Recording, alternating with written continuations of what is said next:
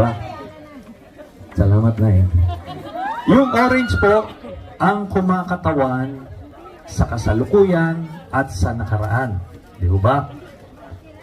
Yan po, 2013 pa sila naka-pwesto dito. 2013 sila namumuno pa sa ating lungsod. Kayo po ang makakapagsabi kung may pagbabago ba, may serbisyo ba, o may benepisyo ba. Yan po. Tapos, pag tinatanong, ano ba yung nagawa ng mga orange? Sasabihin ayan. Sasabihin, marami naman nagawa yung mga orange. Sasabihin nila, maraming mga naipatayong mga gusali. Di ba? Bilyon-bilyon ang halaga ng mga gusali. Okay, yan po ang orange. Ang blue, ang kumakatawan ng hinaharap. Kumakatawan ng pagbabago. Ano po ba yung pagbabago? Nandiyan po sa inyong mga polyetos, yung programa ng pagbabago. Andiyan po yung listahan ng mga benepisyo. May kita niyo po ang kaibahan, ang Team Trillanes ay nag-aalok sa inyo ng pagbabago sa pamamahala. Paano yun? Ang prioridad na po ng Team Trillanes ay ang mamamayan.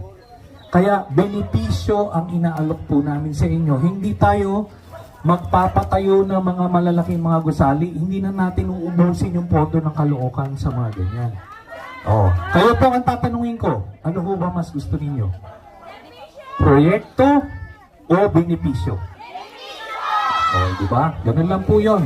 Kasi doon ho natin makikita kung nasaan yung puso nung namumuno.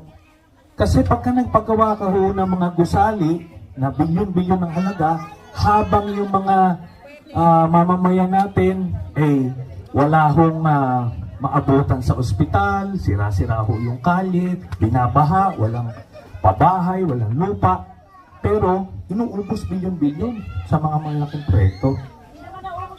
Pero yun po, nangungutang pa sila. Ngayon ang tanong dito, bakit ganun ba yung prioridad nila?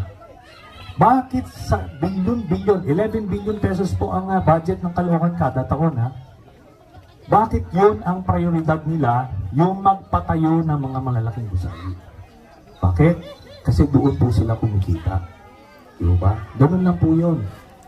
Kasi kung ibibigay po nila sa inyo yan bilang benepisyo, hindi na makukuha yan. Base po sa amin na discover, mahigit kumulang 2 bilyong piso ang napupulsa mula sa pondo ng Caloocan kada taon bunga ng korupsyon. Kaya